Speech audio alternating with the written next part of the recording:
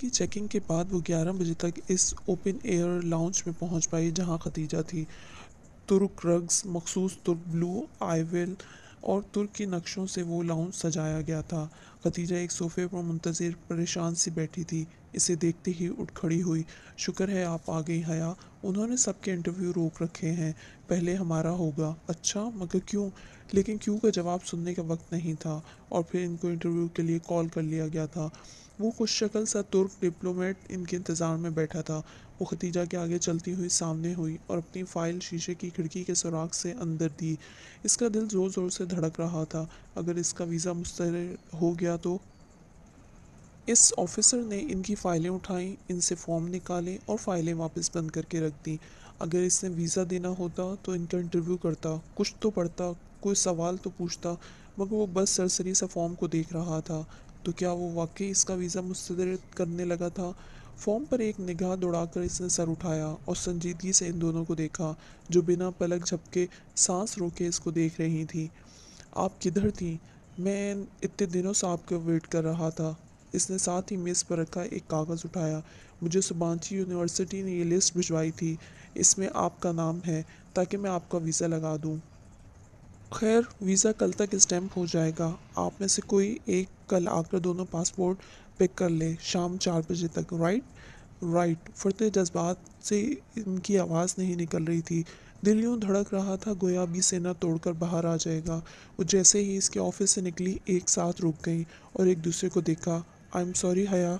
I am sorry Khadija.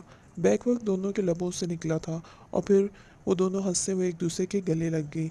Bill आखिर इसे यकीन आ गया था कि वहाँ वो तुर्की जा रही है, और वो भी पूरे 5 माह के लिए।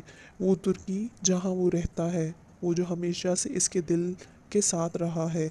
वेलकम मी ओ सुबान जी। जी खुश आमदीद कहो ए सुबान जी। भाई तो चले गए थे मुझे ड्रॉप करके। मैं आपके सेल से इनको कॉल कर लूँ कि वो मुझे पिक कर लें? डिप्लोमेटिक इंटरव्यू से निकलते हुए खतीजा ने परेशानी जाहिर की तो इसने मुस्कुराते हुए सर झटका। नो प्रॉब्लम, मैं आपको ड्रॉप कर दूँगी खतीजा। आप मुझे डीजे और तुम कह सकती हैं। श्योर। इसने पार्किंग में खड़ी कार का लॉक खोला। मुझे जिनास ऊपर जाना था। यूँ ना करें कि कुछ शॉपिंग कर लें? आपने कुछ तो लेना होगा खदीजा। इसकी ताकीद के बावजूद वो तकल्लुफ़ ख़त्म ना कर सकी। स्वेटर्स लेने हैं, वहाँ बहुत सर्दी होगी, फिर वहीं चलते हैं। साइनो शोर के बिल्कुल मुकाबिल चबूतरा खाली था, मगर दिन के वक्त वो इतना वीरान नहीं लग रहा था जितना पिछली रात लगा था। और वो आवाज़, वो सर झटक कर आगे बढ़ गई। ओ निडल इम्प्रेशंस पे सेल लगी है, आए कुछ देख लेते हैं। वो काफ़ी दिनों से सोच रही थी कि यहाँ से कोई अच्छा शर्ट पीस ले आए, और आज तो सेल भी लगी थी। और वो और खतीजा आगे पीछे शीशे का दरवाज़ा धकेल कर अंदर दाखिल हुई। शॉप के अंदर वही मखसूस माहौल था। हीटर की गर्मी और बाहर की खुनकी का मिला जुला तासुर, जर्द सपाट लाइट से चमकती छत और हर तरफ शोकेसेस पर फैले कढ़ाई वाले कपड़े। वो महव सी स्टैंड पर लगे नमूने देखती आहिस्ता आहिस्ता कदम बढ़ा रही थी।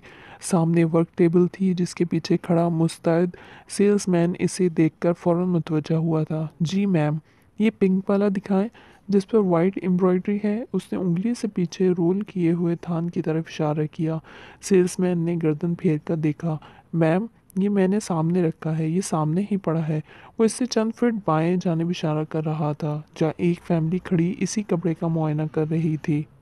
ओह थैंक्स। वो चंद कदम चलकर बाएं जानिब आई जहाँ मेज़ पर वो खूबसूरत कढ़ाई वाला शर्ट का फ्रंट पीस खुला पड़ा हुआ था। हया के बिल्कुल बाएं तरफ खड़ा एक नौजवान सर झुकाए हाथ में कपड़े को मसल कर चेक कर रहा था। इसके साथ एक नफीस मोमर सी खातून और एक कम उम्र ऊंची पोनी टेल वाली लड़की खड़ी थी। मम्मी ये पिंक वाला ले लेते हैं, सानिया भाभी का कॉम्प्लेक्शन फेयर है, इन पे सूट करेगा। क्यों भाई? वो अब नौजवान से राय मांग रही थी। हया ना चाहते हुए भी इनकी तरफ मुतवज्जा हो गई। इसे बस यही जल्दी थी कि कब वो शख्स इस कपड़े को छोड़े और वो इसे देख पाए। इस वक्त भी गुलाबी शर्ट का कपड़ा इस शख्स के हाथ में था। इसने इसे हाथ में यूं पकड़ रखा था कि इसकी हथेली वाली तरफ ऊपर थी। हया इसके हाथ में पकड़े कपड़े को देख रही थी। जब दफतन इसकी निगाहें कपड़े से इस शख्स की कलाई पर फिसलती गईं, वो बुरी तरह चौंकी। इसकी कलाई पर कांटे का सुर्ख गुलाबी सा निशान था, जैसे जला हुआ या कोई बर्थ मार्क। وہ اس کے ساتھ ہی کھڑا تھا۔ گلابی کپڑے کو ہاتھ میں مسل کر چیک کرتا ہوا وہ مکمل طور پر اپنی فیملی کی طرف متوجہ تھا۔ وہ یہاں سے اس کا نیم رخ ہی دیکھ سکتی تھی۔ وہ دراز قد تھا، رنگ صاف اور آنکھوں پر فریم لیس گلاسز تھے۔ چہرے پر متانت اور سنجیدگی تھی۔ جینز اور جیکٹ میں ملبوس وہ اچھا خاصا اسمارٹ نوجوان تھا۔ حیا نے دوبارہ اس کے ہاتھ کو دیکھا جس میں اس نے کپڑا پکڑ رکھا تھا۔ اسی پل اس کی بہن نے وہ کپڑا نرمی سے اپنی جانب کھینچا۔ گلابی ریشم اس کی ہتھیلی سے پھسل گیا۔ اب اس کی انگلیاں سامنے تھیں جن کے اوپری پوروں کی قدرتی لکیر پر بھوری سی لکیر پڑی تھی۔ اسے بے اختیار شیشے میں آئی وہ انگلیاں یاد آئیں۔ بہت احتیاط سے اس نے ادھر ادھر دیکھا۔ خدیجہ قدرے فاصلے پر کھڑی ڈمی کا لباس دیکھ رہی تھی۔ آس پاس کوئی اس کے جاننے والا نہیں تھا۔ یقیناً وہ یہاں تماشا کر سکتی تھی۔ پنکی، اس نے دانستہ قریب کھڑے نوجوان کی طرف چہرہ کر کے بآواز بلند پکارا۔ وہ اپنی بہن کی سمت دیکھ رہا تھا۔ اس نے شاید سنا ہی نہیں، البتہ اس کی بہن حیا کو اپنی جانب دیکھتا پا کے کچھ بولتے بولتے رکی تھی۔ پنکی، اس نے ذرا زور سے پکارا۔ کم عمر لڑکی نے سمجھی سے اسے دیکھا۔ اس کی والدہ بھی بیٹی کی نگاہ کے تعاقب میں اس کی طرف دیکھنے لگی تھیں۔ ان دونوں کے یوں رک کر حیا کو دیکھنے کے باعث اس نوجوان نے گردن موڑی۔ حیا نے دیکھا اس کا چہرہ جھلسا ہوا تھا۔ جھلسنے کا نشان بہت گہرا نہ تھا، بس اتنا کہ آدھا چہرہ صاف گندمی رنگ کا لگتا تو دوسرا حصہ گہرا سانولا۔ پنکی، ڈالی کہاں ہے؟ وہ سینے پر بازو لپیٹے بڑے تیکھے انداز میں بولی، اور چونکہ وہ اس نوجوان کی آنکھوں میں دیکھ کر بولی تھی تو وہ ذرا سا الجھ سا گیا۔ سوری، میں نے پوچھا ڈالی کہاں ہے؟ کون؟ میں سمجھا نہیں، وہ دھیمے مگر الجھے ہوئے لہجے میں بولا۔ اگر آپ کے دماغ پر چوٹ آنے کی وجہ سے آپ کی یادداشت کھو گئی ہے تو بے فکر رہیے، میں آپ کو یاد کرائے دیتی ہوں۔ ڈالی آپ کا وہ خواجہ سرا دوست ہے جس کے ساتھ مل کر آپ روز خواجہ سرا بنے سڑک پر بھیک مانگ رہے تھے۔ پنکی، نام بتایا تھا آپ نے اپنا، نہیں؟ اس کی پیشانی شکن آلود ہو گئی، آنکھوں میں غصہ در آیا، تاہم وہ ذرا برداشت کر کے بولا، میڈم آپ کو کوئی غلط فہمی ہوئی ہے، میں آپ کو جانتا تک نہیں ہوں، مگر میں آپ کو اچھی طرح جانتی ہوں۔ یہ آپ کی انگلیوں پر نشان میری گاڑی کے کھڑکی کے شیشے میں پھنسنے کے باعث آئے تھے، مجھے یاد ہے مسٹر۔ آپ کون ہیں اور پرابلم کیا ہے آپ کو؟ وہ لڑکی مزید برداشت نہیں کر سکی تھی۔ میں وہ ہوں جس نے آپ کے صاحب کو خواجہ سرا بنے دیکھا تھا۔ اٹس انف، اس نوجوان نے غصے سے کھڑکا۔ میں شرافت سے آپ کی بکواس سن رہا ہوں اور آپ بے لگام ہوتی جا رہی ہیں۔ اس سے آگے اگر آپ نے کوئی فضول گوئی کی تو اچھا نہیں ہوگا۔ اتنی ہی شرافت ہے آپ میں تو خواجہ سرا کیوں بنے ہوئے تھے؟ کسی نے اس کے عقب میں کہا تو وہ چونکی۔ خدیجہ بہت اعتماد سے کہتی ان کے برابر آ کھڑی ہوئی۔ حیا کو ایک دم جیسے ڈھارس سی ملی۔ آپ کا دماغ خراب ہے، اپنی بہن کو سمجھائیں۔ میرے بھائی سے تعارف کا اچھا بہانہ ڈھونڈا ہے انہوں نے، لڑکی بھڑک کر بولی۔ شاپ میں بہت سے لوگ سب کچھ چھوڑ کر ان کو دیکھ رہے تھے۔ تعارف؟ مائی فٹ! جواباً خدیجہ بھی اونچی آواز میں بولی، آپ کے بھائی کو میں نے بھی خواجہ سرا بنا دیکھا تھا۔ میں ابھی 10 اور لوگ لا سکتی ہوں جو اس بات کی گواہی دیں گے۔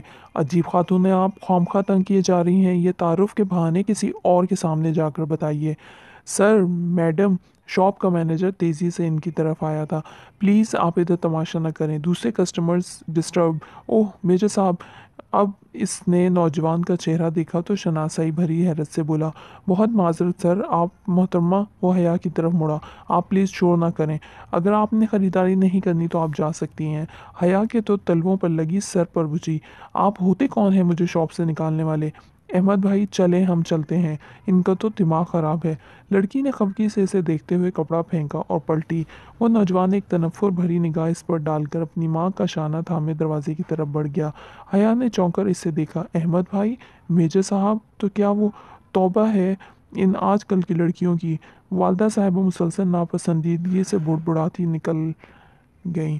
وہ لب بھینچے کھڑی انہیں جاتا دیکھے گئی۔ اس شخص کے میجر احمد ہونے میں کوئی شبہ نہیں رہ گیا تھا۔ حیا، اس سے پہلے کہ مینیجر ہمیں دھکے دے کر نکالے ہم بھی کھسک جائیں۔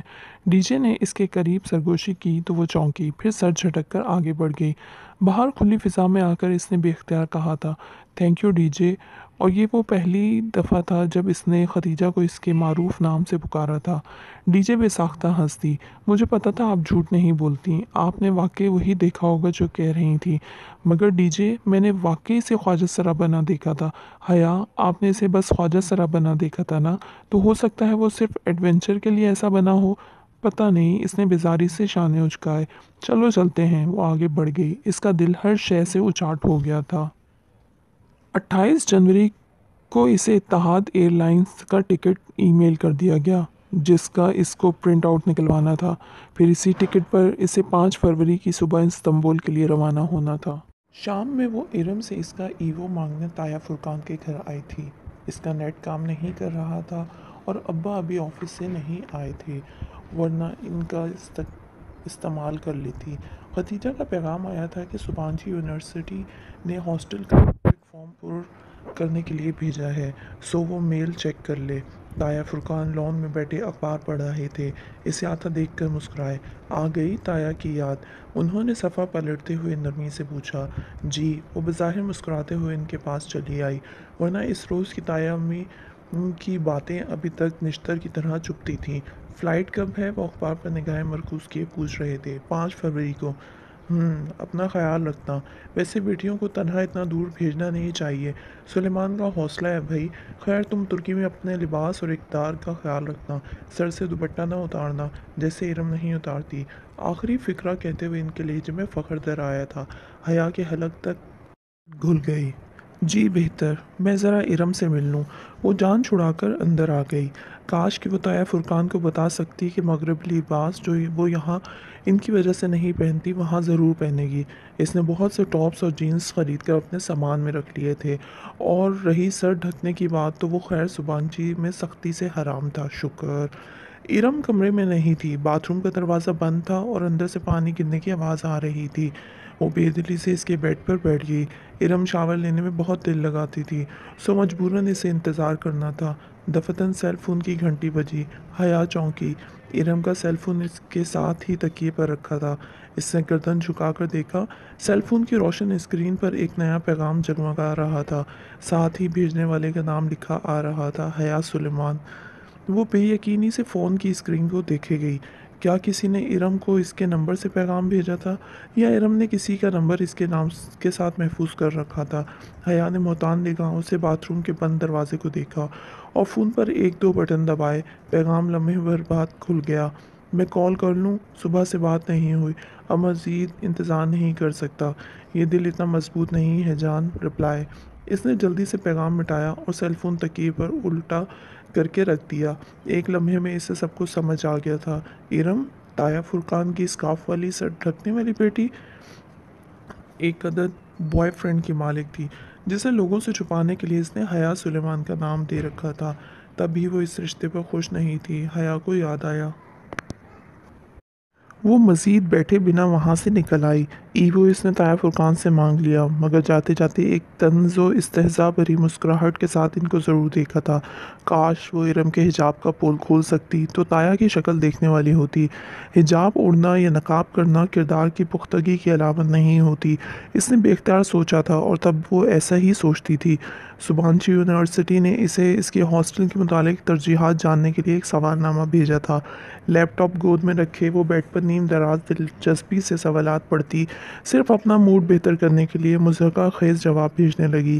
کیا آپ اپنی کسی ہم وطن ایکسچینج اسٹوڈنٹ کے ساتھ کمرہ شیئر کرنا چاہیں گی؟ بالکل بھی نہیں۔ اس کی انگلیاں تیزی سے لیپ ٹاپ کی کنجیوں پر حرکت کر رہی تھیں۔ کیا آپ اسموکنگ کرتی ہیں؟ بالکل کرتی ہوں۔ ڈرنک کرتی ہیں؟ وہ بھی کرتی ہوں۔ آپ کس قسم کی طبیعت کی مالک ہیں؟ سخت جھگڑالو اور خون خوار۔ وہ مسکراہٹ دبائے جواب لکھ رہی تھی۔ جب صفحہ ختم ہوا تو اس نے نیکسٹ کو دبایا۔